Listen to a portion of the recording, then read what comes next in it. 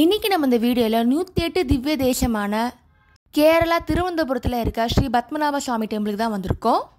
இந்த கோவிலுக்கு நீங்கள் போகணும்னு நினச்சிங்கன்னா சென்னையிலேருந்து அனந்தபுரி எக்ஸ்பிரஸ் ட்ரெயின் இருக்குது. டெய்லி நைட் 7:50க்கு ட்ரெயின் இருக்குது. இந்த ட்ரெயினில் நீங்கள் போனீங்கன்னா சென்னை டு கொல்லம் வரைக்கும் போகும். திருவனந்தபுரம் சென்ட்ரலுக்கு மார்னிங் 9:20க்கு ரீச் ஆகலாம். சென்னை டு திருவனந்தபுரம் ஃப்ளைட் கூட இருக்குது. பஸ்ஸஸும் அவைலபிளாக இருக்குது. இப்போ நீங்கள் திருவனந்தபுரம் சென்ட்ரலில் இருக்க பத்மநாப சுவாமி கோவிலுக்கு வந்தாச்சு. ஈஸ்ட் சைடாக வந்தீங்கன்னா பக்கத்துலேயே குளம் இருக்குது.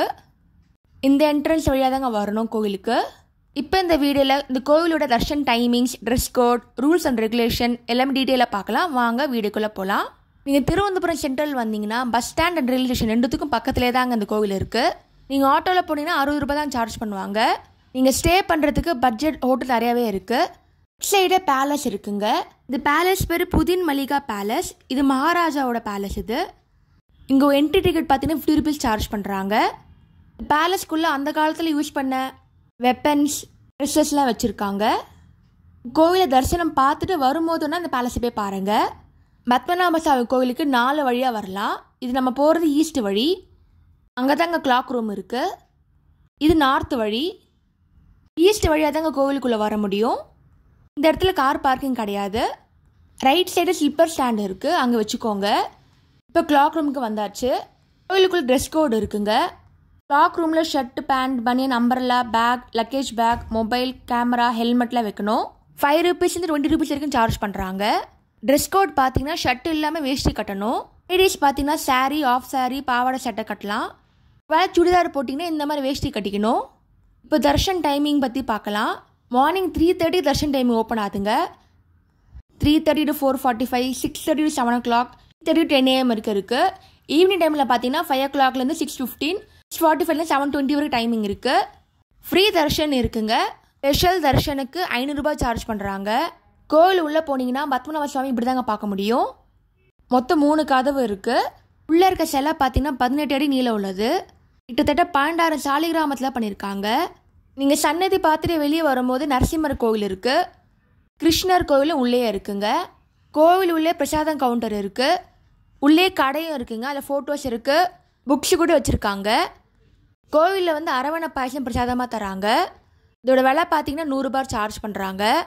இதுவே நீங்கள் 500 ரூபாய் டிக்கெட் கொடுத்து தர்ஷன் பார்த்தீங்கன்னா பிரசாதம் அதில் இன்க்ளூட் ஆயிரும். இது மட்டும் இல்லாமல் ஃப்ரீ பிரசாதமும் இருக்குது. நான் போன அன்றைக்கி அடப்பிரதமை கொடுத்தாங்க. கோவிலுக்குள்ளேயே விநாயகருக்குன்னு தனி சன்னதி இருக்குது. அங்கே நீங்கள் காசு கொடுத்தீங்கன்னா தேங்காய் உடைக்கலாம். நாங்கள் ஃப்ரீ தர்ஷன் தாங்க போயிட்டு வந்தோம். 2 hours தாங்க ஆச்சு. கோவில் விட்டு வெளியே வந்து நிறைய கடைங்க இருக்குது. பக்கத்துலேயே மியூசியம் இருக்குது. உள்ளே போய் டைம் ஸ்பெண்ட் பண்ணுங்கள்.